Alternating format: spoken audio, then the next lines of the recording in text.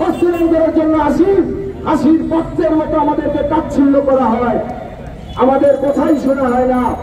বড় দুঃখ লাগে, প্রত্যেকটা রাজনৈতিক দল এই ছেলে খেলা করে গিয়েছেন আমাদের এই সনাতনী সম্প্রদায়ের উপর।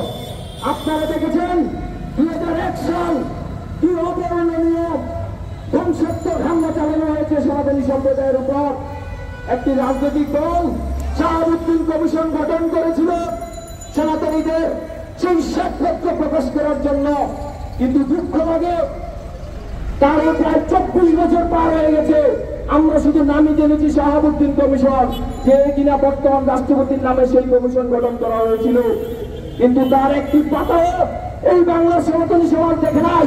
যে আমাদের নির্যাতনের চিত্রের যে ডকুমেন্ট, যে দায়িত্ব আগে দেওয়া হয়েছিল আমরা পাই নাই।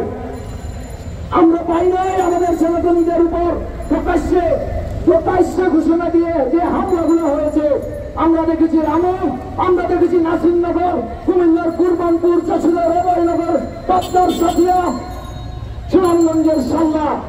একের পর এক আমরা দেখতেই থাকি নাটকগুলা, হয় পাগল সাজানো হয়, না হয় তৌহিদি জনতা সাজানো হয়, কিন্তু বিচার আমরা পাই না।